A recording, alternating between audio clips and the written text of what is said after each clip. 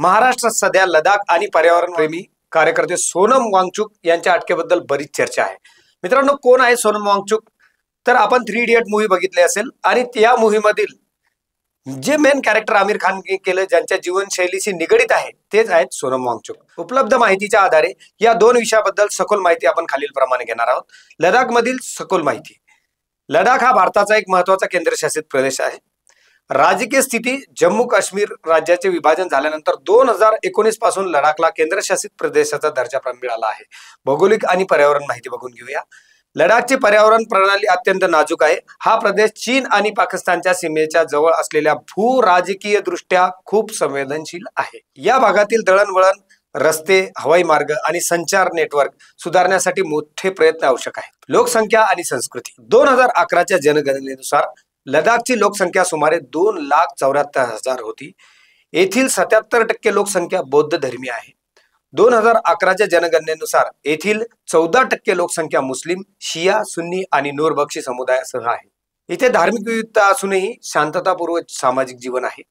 मठ आणि मशिदी हे येथील संस्कृती, कला आणि सामाजिक जीवनाचे केंद्र आहे। स्थानिक लोकांच्या मागण्या काय आहेत? केंद्रशासित प्रदेश बदलल्यानंतर येथील स्थानिक लोकांना रोजगार आणि जमिनीचे अधिकार याबद्दल चिंता वाटत आहे। स्थानिक लोकांना विश्वासात न घेता प्रशासकीय आणि विकासाचे निर्णय घेतले जातात, याबद्दल चिंता व्यक्त केली जात आहे। सध्या लडाखमध्ये लोक पूर्ण राज्याचा दर्जा आणि भारताच्या संविधानाच्या 6व्या अनुसूचित समावेशाची मागणी करत आहेत। या मागणीमुळे इथल्या पर्यावरण प्रेमी आणि स्थानिक संस्कृतीचे संरक्षण होईल, असे त्यांचे म्हणणे आहे। सोनम वांगचुक यांच्या अटकेबद्दलची माहिती जाणून घेऊया। प्रसिद्ध शिक्षक तज्ञ पर्यावरणवादी कार्यकर्ते सोनम वांगचुक हे लडाखला पूर्ण राज्याचा दर्जा मिळावा आणि 6व्या अनुसूचित समावेश व्हावा, या मागणीसाठी आंदोलनात अग्रभागी होते।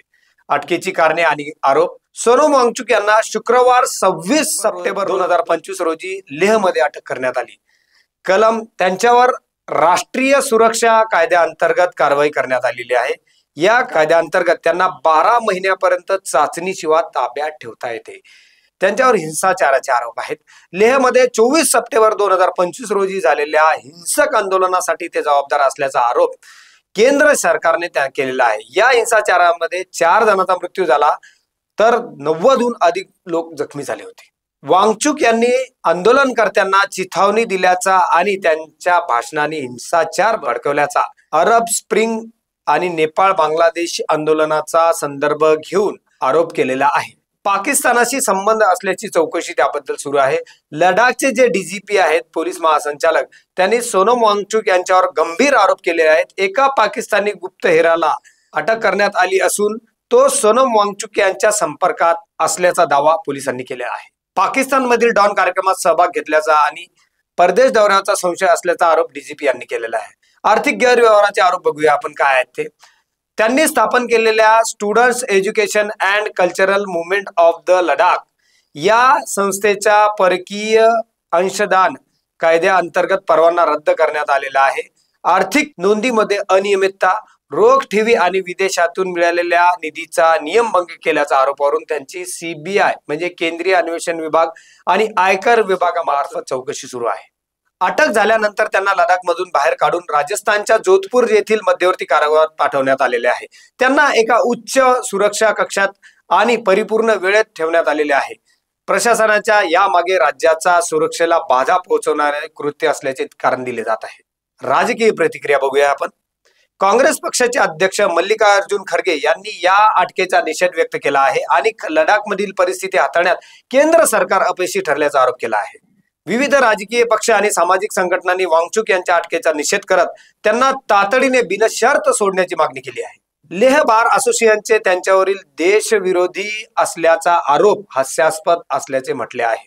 अशा प्रकारे आपण पाहिली सोनम वांगचुक यांच्याबद्दल माहिती। मित्रांनो, सोनम वांगचुक हे महत्वपूर्ण चर्चेत आले ते 3 इडियट मूवी मधून आणि नुकत्याच केंद्र सरकारने त्यांना केलेल्या अटक या संदर्भावरून।